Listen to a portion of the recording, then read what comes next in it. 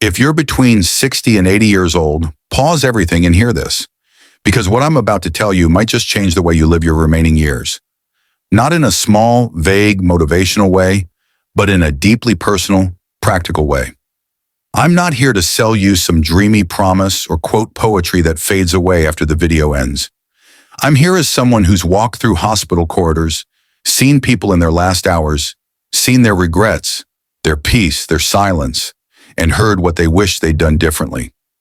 I'm going to give you something that no prescription can offer, the quiet, unshakable truth about what really weighs down our hearts in our later years, and how letting go can mean finally beginning to live. In my decades as a geriatric physician, I've seen what stays and what goes. I've seen what clings to a person's chest like a stone as they age, and what melts away with forgiveness and clarity. If you're still carrying the weight of these 8 things, I urge you, let them go. Let them go not because you're weak, but because you've earned the right to live without them. Let them go not to escape life, but to embrace it more fully, more freely, more peacefully. I'm going to guide you through each one, not as a lecture, but like a story, like a slow walk through the chapters of real people's lives who came to my clinic, sat across from me and cried not because they were dying, but because they never fully lived. Stay with me till the end, and I promise you'll see the reflection of your own life in these words. And perhaps you'll start writing a new chapter today. I remember Mr. Arvind, a retired school principal who sat in front of me with tears hidden behind tired eyes. At 73, he said to me, "Doctor, I lived my whole life by the rules. I never danced, I never cried in front of others. I never told my wife how much I loved her without needing an occasion." He looked down, then smiled faintly. "Now my body won't let me do half the things I've been saving for retirement." That day I wrote something in my journal. Discipline is noble, but not when it costs your soul. And it brings me to the first thing I urge you to let go of, the need for perfection. Many of us spend our lives trying to be flawless, the perfect parent, the ideal spouse, the model employee. And now in our later years, that burden doesn't fade. It calcifies. We still think about that one mistake in 1987, the fight in 2003, the one birthday we missed. We judge ourselves for having gained weight, for needing help, for not being as sharp as we used to be. Let that go. No one you love will ever remember you as perfect. They'll remember your laugh, your stories, how you made them feel safe. Let go of that ideal self and meet the real you. You've earned the right to be loved exactly as you are now. Then there was Meena Auntie, 69, who came in not with a medical complaint, but a sadness she couldn't name. Her husband had passed a few years ago. Her children lived abroad, and her once lively home was now quiet. So quiet it echoed. When we spoke, her pain wasn't just loneliness. It was buried anger, resentment. She hadn't spoken to her sister in 15 years over a property dispute. She missed her, but she said, "I can't forgive her." And yet in the silence of her evenings, all she did was relive the arguments.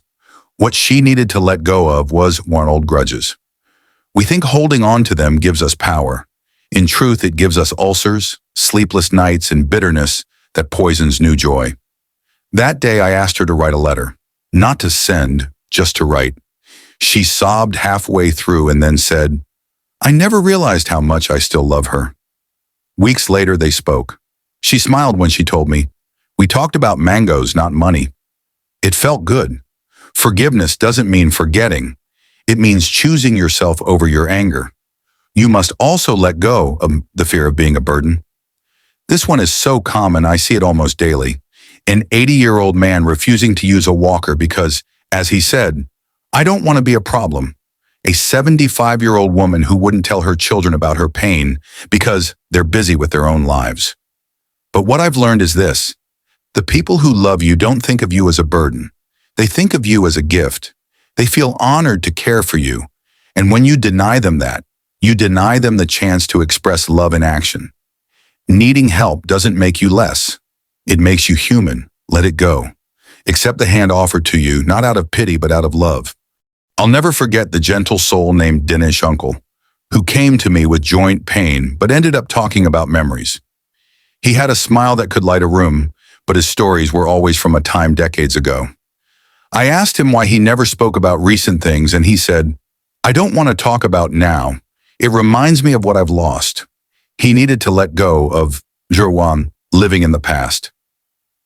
There's beauty in nostalgia, but there's danger in building a home there. When you constantly compare today to your golden years, you miss the gold still glimmering around you. The small things, tea with a friend, a joke shared with a neighbor, a new recipe that makes your grandchildren laugh. Let go of the idea that the best has passed. Today is still a gift. Unwrap it. Another common weight is unrealized dreams. There was Shanta Amma, 72, who always wanted to learn to paint. Her husband had said it was silly. After he passed, she kept saying, "I'm too old now." When she finally picked up a brush, she created something beautiful, not for an art show, but for herself. Her first painting was of a window. She said it symbolized everything she had never opened. That day, she let go of the belief that it's too late. You must too. So what if you can't run a marathon? Write that book. Learn that language. Sing that song. Begin where you are. Dreams don't expire. Only our fear of looking foolish keeps them on the shelf. And you must let go of immaterial attachments. You won't believe how many people come to me with stress over houses, property, heirlooms, things. The fight over who gets what or whether something should be sold or kept. I had a patient, Shankarji, who was heartbroken that his children wanted to sell the ancestral home. He said, "My father built it with his hands." I asked, "And what did your father build it for?" After a long pause, he replied, "For us to have a better life." Sometimes holding on too tightly to things actually takes us further from the memories they represent. Let go of the attachment to walls and furniture. What matters are the stories, the values, the love. Pass those on. Another heaviness we carry is pride. A kind of ego that stops us from asking for help, from saying sorry, or even saying, "I love you." I had a patient, Partha, a stern man in his 70s who hadn't hugged his son in over 30 years. He told me, "That's not how I was raised." But one day after a serious health scare, he broke down and said, "I don't want to die with words in my chest." That day he sent a message to his son, just 5 words. "Come, I want to talk." They cried together. Years of silence melted in a moment. Let go of pride.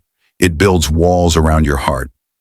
Lastly, let go of self-neglect. This is not just about food or medication. It's about joy. Many older people I know don't buy new clothes, don't celebrate birthdays, don't try anything new because they feel they've lived their part. But you haven't.